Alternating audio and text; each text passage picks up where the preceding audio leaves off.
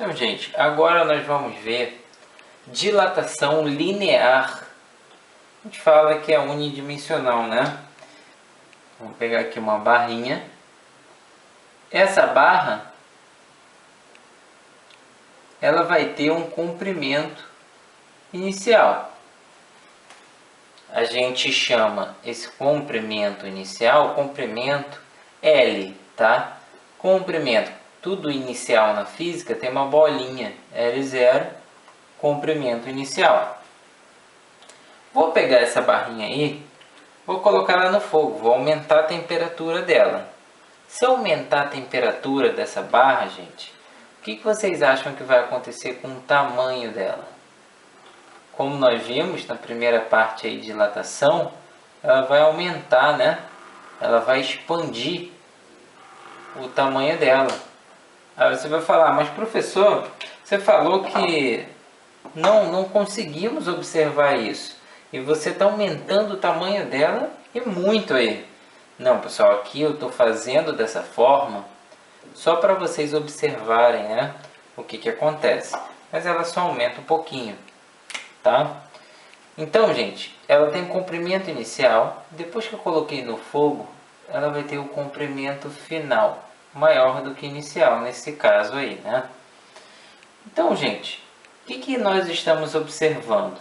Que se eu quiser saber o quanto aumentou essa barra, é simples, né? Basta eu pegar aqui, ó, e fazer essa diferença do tamanho que ela tem no final menos o tamanho que ela tem no início. Esse seria aqui, ó, o quanto dilatou, variação do comprimento, né? Que é o ΔL. Então, gente, se eu quiser calcular o quanto dilatou, ΔL vai ser comprimento final menos comprimento inicial. Pessoal, se dilatação tem a ver com quanto mudou o tamanho, tem a ver com a variação da temperatura, já parou para pensar que também pode ter a ver com material? Isso aí, tem a ver com material. Existe o coeficiente de dilatação linear. O alumínio tem um coeficiente, o ferro tem outro coeficiente.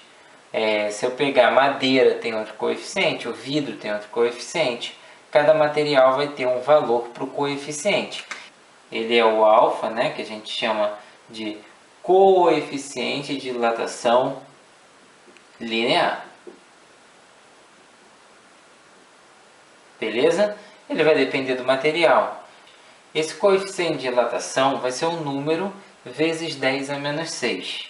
Tudo bem? Agora eu não vou entrar em detalhes, daqui a pouco eu entro.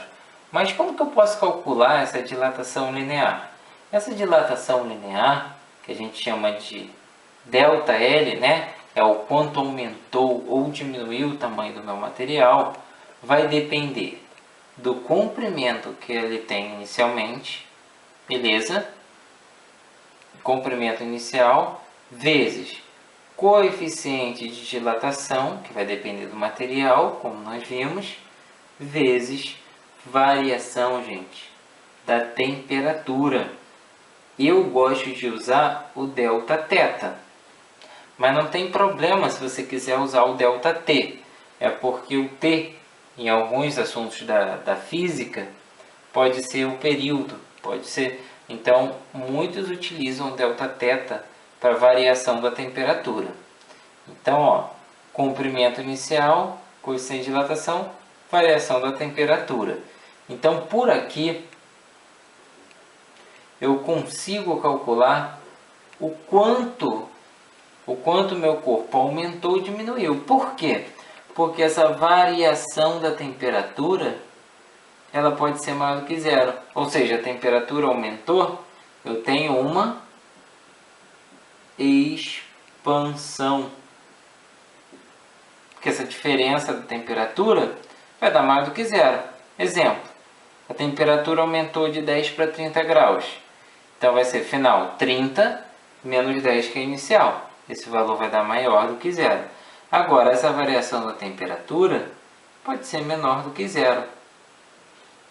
Aí eu vou ter uma contração. Como assim essa variação de temperatura é menor do que zero? Vamos supor que a temperatura foi de 30 agora para 10. Então vai ser 10 menos 30, vai ficar menos 20. Quando eu substituir aqui menos 20, isso aqui vai ficar negativo. Ou seja, a variação do tamanho dele foi negativa. É o quanto diminuiu o tamanho do corpo. O quanto contraiu, por isso que dá negativo. Beleza, pessoal?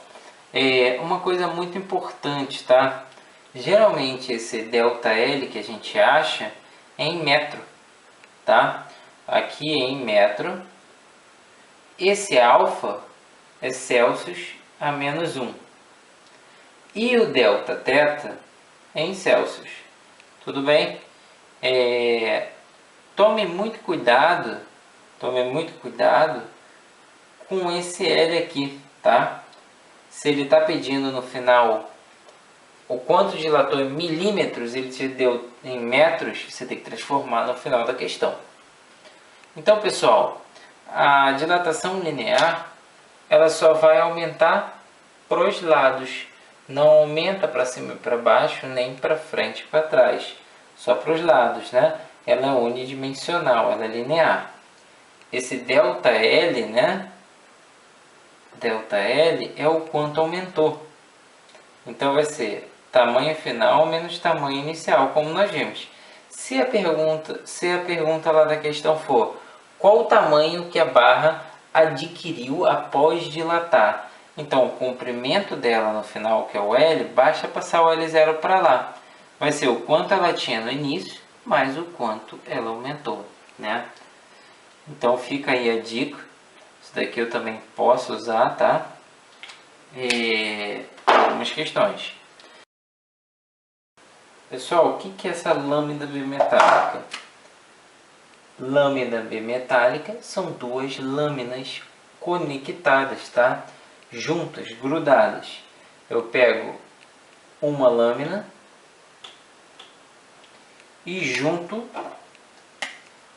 com outra lâmina, né?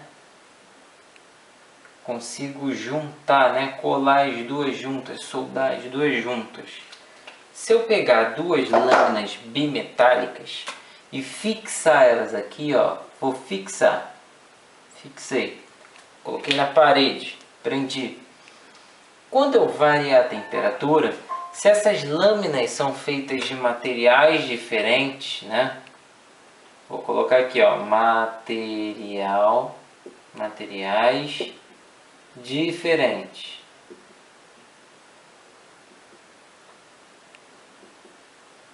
Então elas vão ter coeficiente de dilatação da primeira, de A, vai ser diferente do coeficiente de dilatação da B.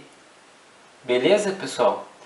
Se são materiais diferentes, vai ter coeficiente de dilatação diferente. Se eu chegar aqui e aquecer essas lâminas, vamos supor que o coeficiente de dilatação linear da A é maior do que o da B. Quando eu aqueço, se o coeficiente de dilatação linear é maior, tende a aumentar mais. Então o A vai tender a aumentar mais, a de cima vai tender a aumentar mais. E aí o que vai acontecer com essa lâmina, gente? Ela vai curvar para baixo.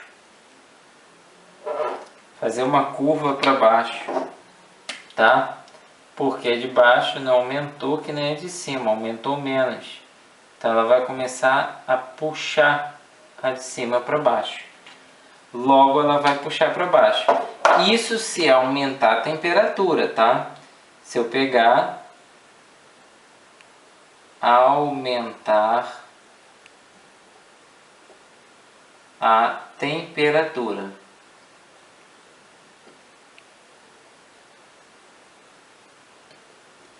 O que acontece se eu diminuir, gente? É isso mesmo que você pensou. Vai acontecer o oposto. Em vez dela curvar para baixo, se eu diminuir a temperatura, ela vai curvar para cima. Então, ó, isso acontece se eu diminuir a temperatura.